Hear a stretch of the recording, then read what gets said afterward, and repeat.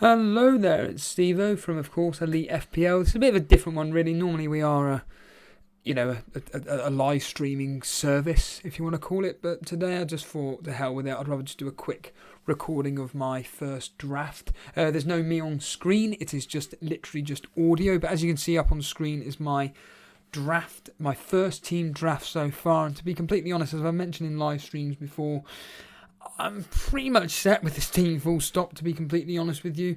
Up on the screen, if you are listening just purely on audio, it is just the goalkeeper, the 3 defenders, and the 5-man midfield. If I scroll down, we then, of course, have the 2 strikers and the 4 substitutions. I don't know why I'm saying it like that for, but that's the way it's going to go, because I'm so used to doing things live. So anyhow, the team in full is as follows. So Sanchez is pretty much an absolute lock for me. Their fixtures are absolutely superb. There is no messing about with that whatsoever. I cannot see past their fixtures whatsoever. I think they're just absolutely superb. Just a sea of green. And yeah, I think that with, based on Brighton's basic statistics that off the top of my head, which are essentially, they're pretty okay defensively, I'm pretty comfortable with the fact that Sanchez is pretty much a decent lock. At the end of the day, they start off with, Burnley, for crying out loud. We've got the likes of, once this, you won't know this, but I'm doing this on my mobile phone because I need to, because I can't do it on screen because it won't allow me to do so. But anyhow, so their fixtures are as follows. You've got Burnley away. Well, I've already called that. I'm thinking that's going to be like a 0-0, 1-0 either way, something like that.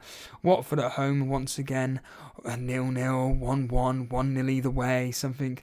Everton at home, we know now that Rafa Benitez is now in charge. That's a tough fixture.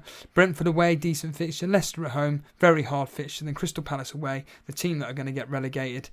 And then Arsenal, Norwich. But we're all here for save points. My sub-keeper will be the Watford goalkeeper. At the moment, it's Batchman. He appears to be the number 1 goalkeeper. So I'll be just sticking with that, really. 2 4.5 goalkeepers. I'm happy with that. My defence is Diaz. Guaranteed start for Man City, depending on what happens with the Euros and stuff, injuries and all that malarkey. But I'd like to think that Diaz is a guaranteed starter. Digne is an absolute lock now for me. The fact that Rafa Benitez has taken over with Everton, their fixtures are just absolute gold dust. You're looking at like the likes of this is incredible. It doesn't actually load up. This is the thing with live. When you do these things live, certain things don't actually like to load up whatsoever. But here we go. Southampton, Leeds, Brighton, Burnley, Aston Villa, Norwich, Man United, West Ham, Watford. Their fixtures are disgustingly good. I'm happily double up with them with Digne and Calvert-Lewin, although that may change and I will reveal why in a minute. But so far, these 3 players, Sanchez, Diaz and Digne, are pretty much a lock for me. Trent Alexander-Arnold, another one, an absolute lock. You cannot look past this player. He's absolutely sublime. Norwich, Burnley, Chelsea, Leeds, Crystal Palace, Brentford, Man City, Watford. They're the opening 8 fixtures. Gold dust. Can't look past Trent Alexander-Arnold, so I'm happy to have him. Salah, obvious reasons, I'm going to have him. It looks like he may not be going to the Olympics after all. Thanks, Let's Talk FPL Andy, for telling us that. De Bruyne, for me, is a bit of a differential. I can't be bold with Fernandes based on last season. Some people are saying that he didn't really perform that well for Portugal either. He wasn't really performing that well for Man United, if I'm honest with you. I wasn't really that blown away by him. His returns attacking-wise for Man United at the end of last season was just nah, so I'm not really interested. De Bruyne, on the other hand, I'm a bit concerned that he may be injured.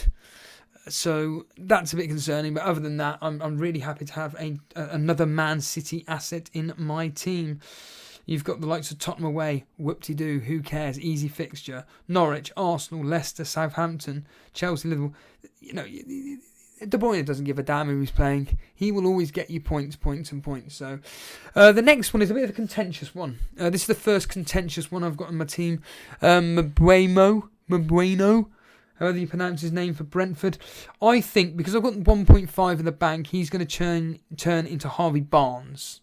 So I'm going to be listening out for essentially Brendan Rodgers revealing what his thoughts are on essentially what he'll be doing with Harvey Barnes, because we know how pivotal he was to that Leicester team prior to getting injured. He was just scoring goals, and all of a sudden he gets injured, and then it was Ian Atcher that took over from him. So I think there's a very, very decent chance that he'll become Harvey Barnes.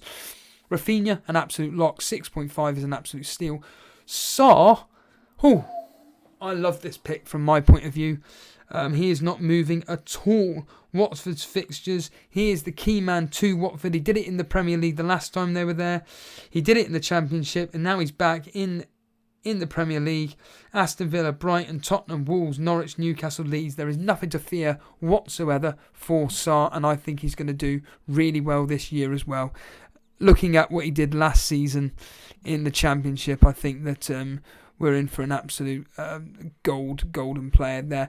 We then move on to my front two, which are Toney and Calvert-Lewin. Now, I mentioned about Everton's fixtures. They're great. Benitez taken over. Great. However, there is news coming out that there's a small chance that Aston Villa could be signing Tammy Abraham.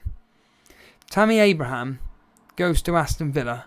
I think I may put him on my team. He's a goal scorer. He's been there before. Aston Villa are very, within reason, an attacking team. They just need a decent striker up front.